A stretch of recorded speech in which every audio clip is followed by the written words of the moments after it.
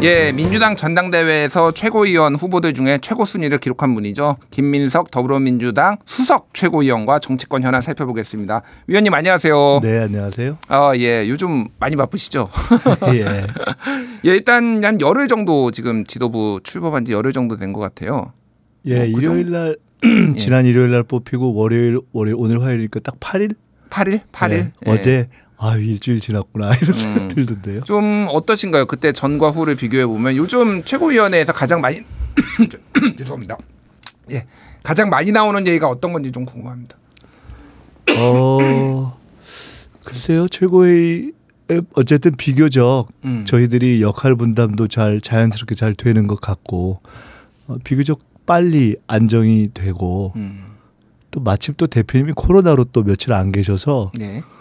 사실 솔직히 말씀드리면 그 소식을 듣고 일부 최고위원들은 나도 코로나 걸려야 되는데 그래요? 다들 너무 피곤해서 사실은. 예. 근데 이제 더구나 되고 얼마 안 돼서 또 그렇게 대표님 안 계셔서 다들 더 긴장감 갖고 다행히 이제 그 기간 한 일주일을 잘 비교적 그냥 좀 넘긴 거 아닌가? 예. 뭐 아쉬운 점이나 부족한 점은 이제 바라보는 입장에서는 있으시겠지만은 그래도 우선 첫 일주일은 이제 넘어간 것 같습니다. 네. 그 얘기는 이제 어떤 이렇게 몸이 풀려서 자리가 잡히고 있다는 말씀이죠. 예, 알겠습니다. 일단 뭐 현안들이 지금 산적해 있으니까 근데 이재명 대표가 병상에서 뭐 일부에서 언론에서는 병상 정치라고도 얘기를 했는데 독도 지우개 관련해서 진상조사 지시를 했고 또 의료 대란과 관련해서도 진상조사 지시를 했는데 그것 이제 차례차례 이제 좀 여쭤보도록 하겠습니다. 예. 먼저 오늘 있었던 거 요거부터 좀 여쭤봐야 될 것 같아요. 어제 최고위원회 이제 회의에서 박찬대 원내대표가 윤석열 정부의 재정 건전성, 건정 재정이 허무맹랑하다. 그리고 초부자 감세에 골몰하고 있다. 이율 배반이다. 이런 비판을 했는데 오늘 윤석열 대통령이 국무회의를 하는데 시작하자마자 문재인 정부가 문제가 있다라는 취지의 얘기를 했어요. 지난 정부에서 400조 원 빚이 늘어났기 때문에 지금 이 정부가 너무 지금 재정 운용하기 어렵다. 이렇게 얘기를 했는데 일단 400조 원이 문재인 정부 때 더 빚이 늘어난 거는 팩트가 맞는 거죠. 그러니까 그거는. 제가 아까 그 기사를 얼핏 보고 예. 윤석열 대통령이 언제 어떤 방식으로 퇴임할지는 모르겠지만은 퇴임사가 이렇지 않을까라는 생각이 들었어요. 저 전 정권 때문에 퇴임해요. 전 정권 때문에 저 정치를 잘 못하고 퇴임해요. 뭐 이렇게 얘기하지 않을까라는 생각이 드는데 예. 지난 정부가 400조 정도의 한 80에서 90 사이 85% 정도 될까? 예. 그게 코로나 재정입니다. 코로나19 때 이제 대부분 팬데믹 이제 때 코로나 때문에 대처하면서 쓴 것이고 그때 대처를 잘 해서 비교적 전 세계에서 제일 잘 대처도 하고 그 이후에 경기 회복도 빨랐다 이런 평가를 국제적으로 받는 거 아닙니까? 그에 비해서 이 정부 시기에 든 재정에서 이제 어떤 문제가 생긴 것은 윤석열 정부에서는 사실은 본인들이 긴축을 한다고 하고 그러면서 이때 오히려 확장 재정을 해야 된다는 그런 의견들이 있지 않습니까? 예. 근데 그렇게 안 하면서 실제로 민생도 못 살리고 그러면서 재정 관리도 못한 거죠. 그러니까 지난 정부에서의 재정에 있어서 그 적자가 늘어나는 것은 코로나에 의한 불가피한 성격이 있고요. 이 정부는 전적으로 자기들이 잘못해서 그런 거죠. 자기들이 잘못했다고요? 특히나 감세를 했지 않습니까? 예. 그 세수 기반 펑크를 낸 것이. 그렇기 때문에 전혀 그 단순 대비를 하기가 어려운 상황도 다르고 이유도 다르고 또 본질적 성격도 다르고 그런 거죠. 근데 그거를 그렇게 비교하면서 지금 벌써 몇 년 차죠? 이제 3년 차 들어가는 거 아니에요? 3년 차 들어갔죠. 그러면서 갑자기 문재인 정부 때 그래서 못해서 그렇다는 얘기 듣고 저 양반 참 특이한 분이다 이런 생각이 들었습니다. 특이한 분이다. 이렇게 뭐 일각에서는 전 정부 씨라는 사람이 있다. 뭐 이렇게 얘기를 뭐 우스갯소리를 할 정도로 전 정부 이야기를 많이 한다. 이렇게 야권에서는 좀 비판을 하는 것 같아요. 이제 윤석열 대통령의 비판받는 부분은 특히 이제 야당에서 비판하는 건 그런 것 같아요. 같아요. 건전 재정을 지금 하는 것도 딱 맞지 않지만 지금 확장 재정을 해야 될 때지만은 그러면서 감세까지 하면서 지난해 세수펑크가 한 59조 원 정도 나고 올해도 지금 작년보다 10조 원 정도 상반기에 덜 거쳤다 세수가. 이건 이제 어떻게 할 거냐라고 얘기를 하는데 특히 이제 민주당에서 관심을 가지는 게 이제 복지 문제잖아요. 특히 의원님이 이제 의원 연구단체인 약자의 눈 네. 활동을 꽤 오래 해오셨는데 윤석열 정부의 어떤 복지 정책 그리고 윤석열 정부의 복지 예산 이거는 좀 어떻게 평가하실 수 있을까요? 글쎄요, 이렇게 별로 인상적이거나 실속이 있다고 보이지 않습니다. 그러니까 이 정부의 가장 큰 특징은 무엇을 하려는지 뭘 했는지가 불명확하다는 게 특징인 것 같습니다. 아, 뭐를 하려는지 잘 모르시겠어요? 그거를 아는 국민이 계실까요? 그러니까 보통 정부라는 게 가령 이러이러한 상황이 변했으니까 신산업 정책 또는 새로운 전략 어떤 산업 요걸 키우겠다 이제 보통 그렇게 하거나 아니면은 요 몇 가지 사업은 꼭 하겠다 보통 정부가 그걸 하는 거잖아요 임기에. 근데 이 정부는 아주 독특하게 사실은 바이오라든가 몇 가지 지금 지식 관련 산업이라든가 이런 것이 지금 우리가 전략 산업으로 쭉 해서 가능성이 있는 시기인데 그에 대한 어떤 집중력을 보이고 있는 모습이 전혀 없고 첫째. 두 번째로는 지금 뭐 어떤 약자 관련한 복지 관련한 사업 말씀하셨지만 그런 것들을 포함한 어떤 분야도 딱 눈에 띄게 이 부분이 확실한 성과를 보이고 있다라고 얘기하기가 어렵죠. 가령 뭐 김대중 대통령 때는 IT 뭐 남북 관계 한류 이렇게 딱딱딱 잡히잖아요. 복지에 기반을 쌓았다. 노 대통령 때는 가령 뭐 FTA 이런 것들을 통해서 전체적인 통상의 기반을 닫고 뭐를 했다. 그다음에 뭐 문재인 대통령 때에는 코로나 상황에 대처를 하면서 비교적 빨리 경기 회복을 해냈다. 그러니까 의료적 대응을 하고 이걸 했다. 근데 윤석열 정부는 사실 그렇게 손에 잡히는 것이 없을 뿐 아니라 그 근본 원인은 저는 무엇을 하려는가에 대한 집중점이 스스로 대통령 머릿속에 안 들어있기 때문에 그런 거 아닌가 하는 생각을 많이 합니다. 그러니까 여야를 떠나서 사실은 국가적인 골든타임이라는 면에서 볼 때 코로나 이후 지금이 집중력을 가지고 뭔가 제도력의 기반을 만들어야 될 때거든요. 근데 그것이 전혀 집중력이 안 보인다는 게 저는 사실은 여야를 떠나서 국민의 한 사람으로서 제일 아쉬움을 갖고 있습니다. 제가 반론성 질문 하나만 드리면은 정부에서 이제 최근에 발표한 게 역동 경제라는 거거든요. 그래서 코리아 디스카운트 이제 한국의 주식 시장이 저평가돼 있는 이유가 상속세가 과도해서 그래서 상속세를 인하를 해서 그래서 이제 주가를 좀 더 올리고 그래서 대한민국 경제를 끌어올리겠다 이런 거를 지금 정부에서 발표를 했습니다. 특히 이제 상속세 인하하는데 반대를 하는 민주당이 발목 잡고 있다 이런 얘기를 또 용산 쪽에서 좀 했어요. 글쎄요, 주식 시장을 지금 이제 정상화하고 소위 밸류업하는 문제는 매우 중요한 문제고 이제 국가가 선진화되는 시점이 되면은 중산층을 두텁게 해야 된다는 점에서 사실은 자산소득뿐만 아니라 사실 주식과 관련한 이 부분이 넓어지고 기회가 풍성해져야 되는 게 맞잖아요. 그런데 그와 관련해서 이 정부가 밸류업 얘기를 하는 것이 사실은 전혀 안 먹혔죠. 지난번에 지금 우리 주식시장의 어떤 발전을 위한 것으로서는 가령 오늘 진성준 의장이 얘기하면서 그 문제를 제기했는데 상법 개정 등등을 통해서 사실은 그야말로 개미 투자자들의 권한과 어떤 투명한 투자를 활성화하고 확보하는 그런 등등의 다양한 조치를 해야 한다. 그러니까 상법 개정안을 통해서 상법에 이제 이사들의 의무에 뭐 주주들의 등등 뭐 이익을 위해서 일한다 뭐 그런 거 다양한 그런 부분들이 사실은 최근에 있는 금투세 논쟁보다도 사실은 더 근본적이고 선행적이 돼야 된다라는 얘기가 많이 있고 사실은 그에 대한 공감이 있죠. 저도 그렇게 보거든요. 근데 그런 등등에 대해서는 사실 마땅히 하는 게 없어요. 지난번에 밸류업 얘기를 했는데 시장이 전혀 반응을 안 했죠. 지금 그 문제를 얘기하면서 그걸 상속세하고 연동시키는 거 이런 것은 별로 이렇게 문제와 문제의 해법을 별로 잘 연결시키는 거라고는 보지 않습니다. 알겠습니다. 아니, 그러니까 정부가 뭘 하고 싶은지 모르시겠다고 해서 그런 게 상속세를 내리고 싶다라는 거를 하고 싶다라는 거 제가 반론성 질문을 드는 거예요. 보면은 통상적인 부자 감세에 해당하는 부분 이것은 뭘 하고 싶다라기보다는 일종의 본능으로 하는 것 같아요. 아, 본능이요? 네, 본능으로 하는 것 같고 그 외에는 사실은 4대 개혁이라고 해서 뭐 연금이라든가 예. 유보통합이라든가 지금 이렇게 한다고 한 것 중에 진행되거나 잡히는 것이 마땅히 없고 지금 의료 관련한 부분에 대해서도 사실은 이게 정리를 하거나 해법을 찾는 것이 아니라 코로나하고 겹치면서 의료 대란이 훨씬 더 민생을 위협하는 수준으로 가고 있지 않습니까? 예.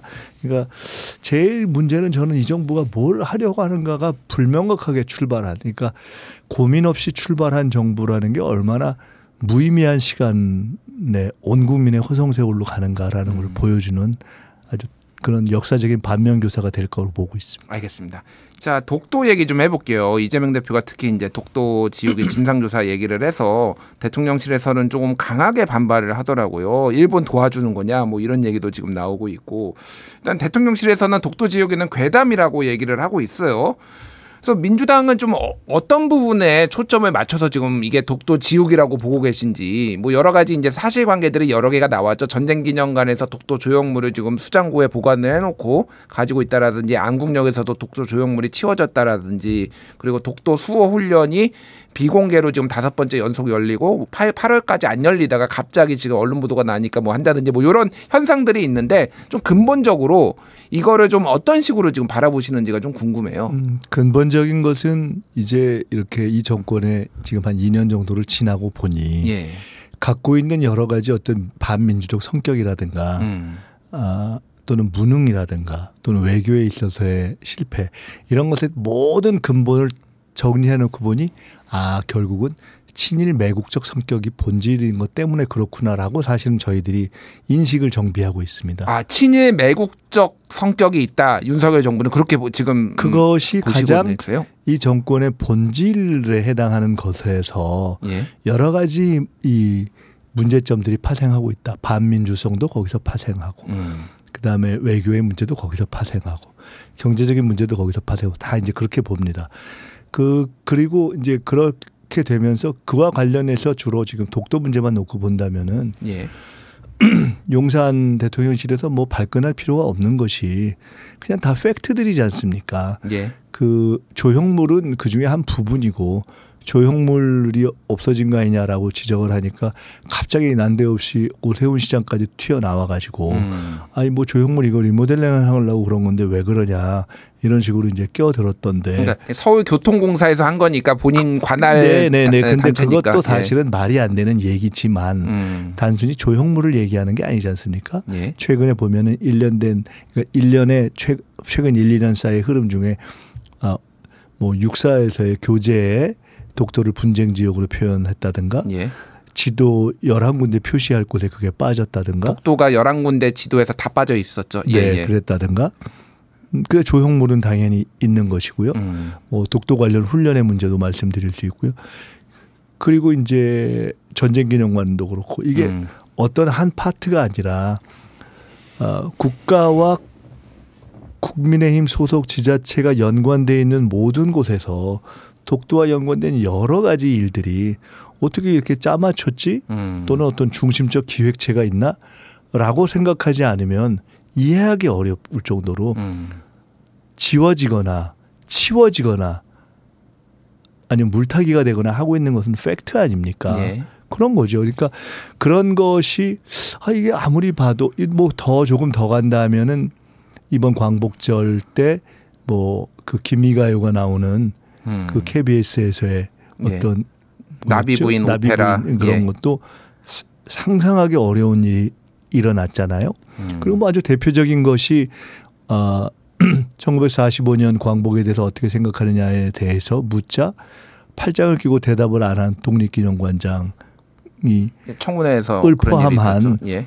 그런 인사, 이 모든 것 중에 종합판으로 쭉 나타나고 있는 거 아닙니까?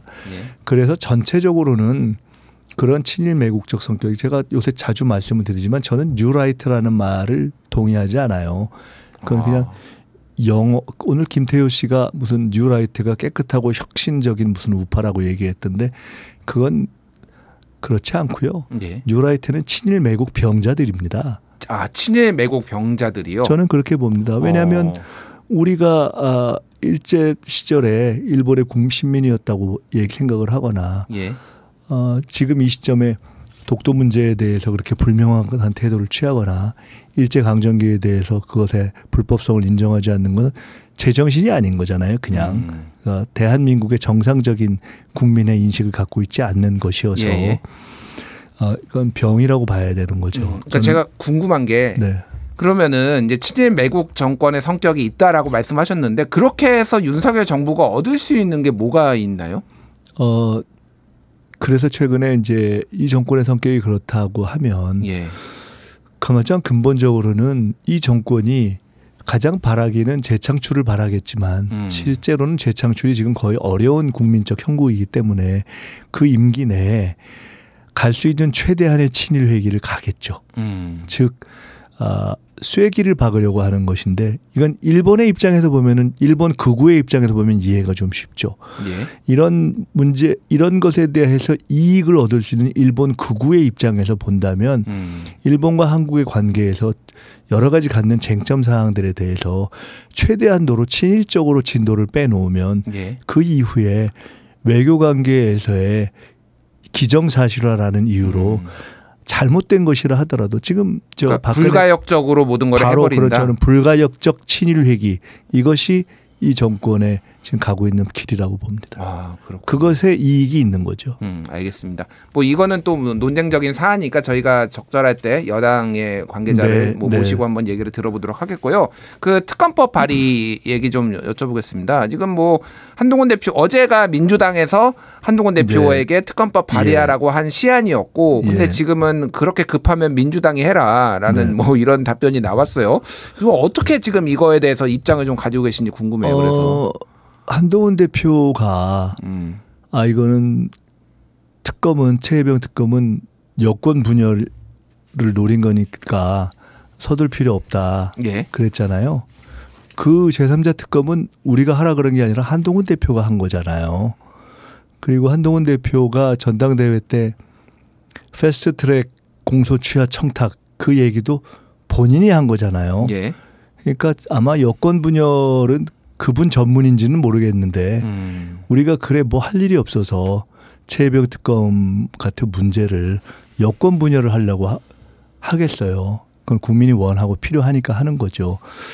그래서 사실은 솔직히 저는 한동훈 대표와의 만남, 대표회담이 이제 사실상의 의미는 별로 없구나 하고 저는 생각하고 있습니다. 의미 없다라고 지금 보세요. 지금 협상이 아직도 되고 있는 거 아닌가요? 네, 그렇죠. 그런데 이제 한동훈 대표를 만난 이유를 생각해 보면 윤석열 대통령하고의 만남을 통해서 국민이 총선 이후에 바랬던 어떤 국정의 변화가 안 되는 것이 확인된 거 아닙니까? 영수회담 지난번에 했을 때. 그러면 이제 한동훈 대표가 나는 윤석열하고 조금 달라요. 이러고 지금 대표가 된 거잖아요. 그러니까 혹시 한동훈 대표를 만나서 최혜병 특검이나 아니면은 민생지원금 이런 것에 조그만 돌파구라도 혹시 있을까라고 저희들이 국민의 입장에서 풀어보려고 한동훈 대표와 만나서 풀어보려고 한 건데 이미 확인이 된 것이 최혜병 특검도 민생지원금도 민생지원금은 저희가 듣기로는 국민의힘 국회의원들조차도 조금 선별 형식으로 해서라도 해야 되는 거 아니야라는 요구가 많이 있다고 듣고 있어요. 그런 보도들이 있더라고요. 그런데 결국은 최혜병 특검도 민생지원금도 못한다는 게 의지도 없고 능력도 없다는 것이 드러난 거잖아요. 그러니까 윤석열과 조금 다르다 그래서 대표는 됐는데 혹시나 하고 좀 다를까 했더니 결국 윤석열 아바타구나 이제 이런 것이 확인된 거여서 윤석열 아바타라고 보시는 거예요? 솔직히 그 한동훈 대표랑 만나서 국민의 입장에서 얻을 수 있는 게 도대체 뭘까 하는 고민이 생기는 거죠. 그래서 이재명 대표가 내일 복귀를 하시는 사실 고민될 것 같아요. 왜냐하면 한동훈 대표를 만나서 한동훈 대표 이렇게 TV에 좀 나오게 해주는 거 외에 정말 한동훈 대표를 통해서 한동훈 대표가 전결권을 가지고 윤석열 대통령에 대해서건 그네의 당의 국회의원들에 대해서건 결정권을 가지고 우리가 합의할 수 있는 게 과연 뭐가 있을까 사실상 없어 보이는 상황이어서 결정권 없는 당대표라고 보시는군요. 그래서 이제 우리가 농반 진반 바지 사장인 줄 알았더니 반바지 사장이네 뭐 이런 얘기를 했던 반바지 건데 대표 뭐 그런 얘기들이 있더라고요. 그런데 그럼에도 불구하고 지금 보면 국민들께서 너무 답답하니까 민생도 어렵고 하니까 그래도 뭔가 윤석열 대통령에 대한 기대는 사실 국민이 별로 없잖아요, 이제는. 그러니까 혹시 여야 대표회담을 해서라도 뭔가 조금 이렇게 풀릴 수 있지 않을까라는 것에 대한 기대가 있으시다고 저희가 보기 때문에 예. 그래도 뭔가 국민의 입장에서 한동훈 대표하고 얘기해서 한두 개라도 좀 우리가 건져내거나 얻어낼 게 있을까를 사실은 고민하는 지금 상황입니다. 예. 그렇게라도 할지 아니면 사실 그런 기대가 별로 없어도 예. 그 만남 자체의 의미를 두고 해야 할지. 오늘 어떤 분은 저한테 하다가 안 되면 지도대국이라도 해야 된다 이렇게 얘기를 하시던데. 지도대국이 뭔가요? 바둑할 때 이렇게 가르치려고 하는 거 있잖아요. 예. 뭐 옆에서 순수 두면서 가르치면서 한다. 그런데 이제 오죽하면 그러겠어요. 왜냐면 한동훈 대표랑 만나서 뭐가 합의가 될 게 보여야 이게 가늠이 돼야 되는데 사실은 그게 지금 실질적인 국민들에게 의미가 있는 게 별로 없어서 고민입니다. 지금. 알겠습니다. 협상 과정 저희가 지켜보도록 하겠습니다. 오늘 말씀 여기까지 듣겠습니다. 지금까지 김민석 더불어민주당 최고위원이었습니다. 감사합니다. 네, 감사합니다.